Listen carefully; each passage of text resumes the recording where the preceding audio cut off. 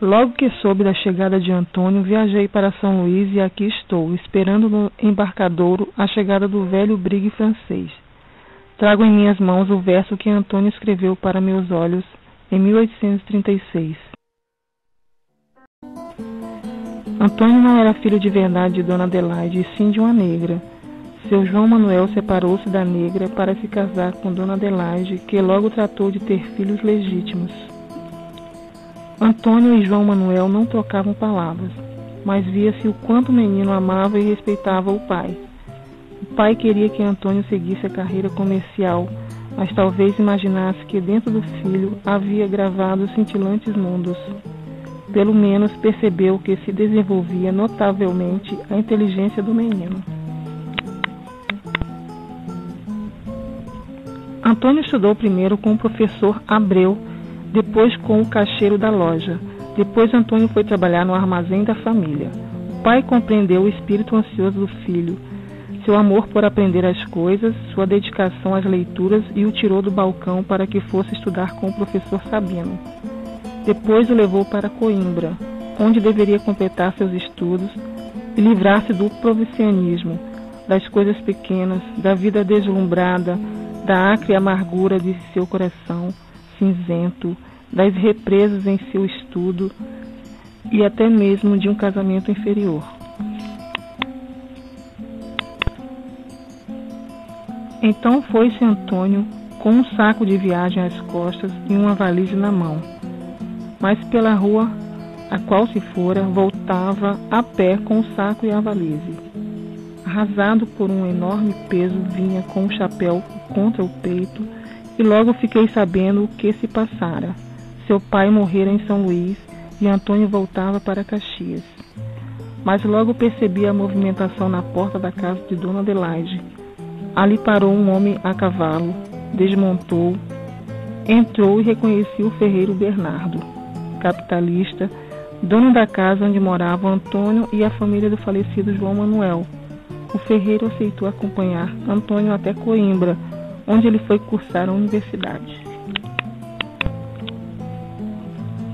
Antônio foi aprovado nos cursos preparatórios e foi morar com outros estudantes. Ele não se limitava a estudar até adormecer sob o livro aberto, mas também devorava a literatura estrangeira e nela se inspirava em sua poesia. Antônio voltou a Caxias algumas vezes e todos reparavam como seus modos estavam mudados. Na mesma época, ele se apaixonou por Ana Amélia, parente de seu grande amigo Alexandre Teófilo. Mas a família dela, apesar de tratá-lo bem, recusou o matrimônio. Após a recusa do casamento, Antônio passou a viajar com frequência. Ora estava no Ceará, na Amazônia, na Paraíba, no Recife, no Rio de Janeiro. Em uma dessas viagens conheceu Olímpia Corialana, que era filha de um conceituado médico. Desde que foram apresentados, Olímpia fez de tudo para conquistar o coração de Antônio. Ele solicitou um amigo que pedisse ao Dr. Cláudio a mão de Olímpia Corialana. O casamento foi em setembro de 1852. Depois das bodas, foram morar na casa do sogro. Se Olímpia fora gentil, dedicada e atenciosa, fazendo todas as considerações a Antônio, depois do casamento a situação virou. Alterou-se o gênio da esposa para o de uma megera teimosa, vaidosa, soberba, suspeitosa, desconfiada, impetuosa e irrefletida. Antônio passou a ficar em casa todo o tempo. Não ia mais às sessões do Instituto Histórico porque, mesmo indo com o sogro, ao voltar para casa era recriminado por passar a vida fora de casa. Ela também passou a espioná-lo dentro de casa. Antônio não conseguia mais estudar nem concentrar-se numa leitura, tampouco ruminar suas ideias. Ficava olhando uma folha de papel ou página de um livro, tomado de um esquecimento completo da vida, muito menos escrevia suas composições. Antônio foi tomado de um desejo imenso de ir embora, então foi com toda a família e a esposa para a Europa. Embarcaram no dia 14 de junho de 1854.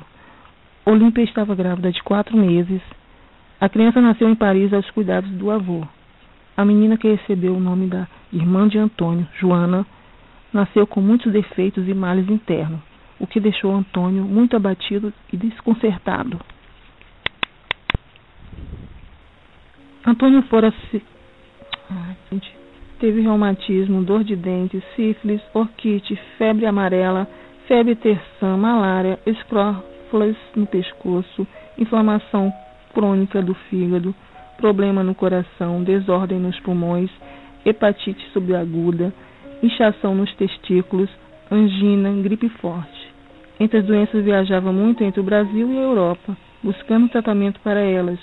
No Recife, o médico convenceu Antônio a fugir da zona tórrida a qualquer custo e voltar para a Europa. Embora sofresse muitas dores na viagem, Antônio tinha forças para ler Ariosto e continuar a tradução da Noiva de Messina. Quando chegou a Marsella, alguém havia falecido a bordo e todos ficaram de quarentena. Isso foi o bastante para que o consignário em Paris concluísse que o morto era o passageiro que embarcara moribundo, Antônio, e mandou a Recife a nota de falecimento. Por todo o país foi noticiada a morte do grande poeta, o primeiro poeta brasileiro, o maior de todos os românticos. Mas o ocorrido não passava de um equívoco e Antônio continuava vivo. Ia cair em sua mão. Contava toda a história de minha paixão por ele, que por engano enviei para Maria Luísa, esposa do grande amigo de Alexandre Teófilo, junto com a carta para ela. Na época fiquei muito preocupada que alguém estivesse com a carta, que não era para ser lida por ninguém, mas depois de um tempo Maria Luísa me avisou que havia repassado a carta para Antônio e que ele estava voltando para o Brasil. E aqui estou esperando o seu regresso. Meu nome é Fábio. No dia seguinte, soube que a barca francesa que trazia Antônio Gonçalves Dias a bordo naufragara. Como viajava doente, sem forças para sair do camarote, num estado desesperador, sem poder falar, alimentando-se apenas de água com açúcar, Gonçalves Dias foi abandonado pela tripulação. Seu corpo nunca foi encontrado. Restaram no porão do brigue 3 malas do poeta, uma grande e 2 pequenas, e uma mala-saco de viagem, encontrada na câmara que ficava ao lado do camarote do passageiro, assim como 2 baús com roupas, cartas, botinas velhas e uma dentadura postiça. Também foi achada uma pequena caixa com charutos, medicamentos, pequenas peças em ouro, um álbum, um dicionário de língua tupi emendado com letra do poeta, fotografias de escritores, cortesãs, reis, poetas europeus, sendo os nomes dos personagens anotados no verso igualmente com a letra de Gonçalves Dias. Recuperou-se a sua tradução dos caracteres góticos do livro Noiva de Messina e também cadernos, livros e papéis avulsos. Dentre esses papéis estava a carta escrita por mim, Feliciana.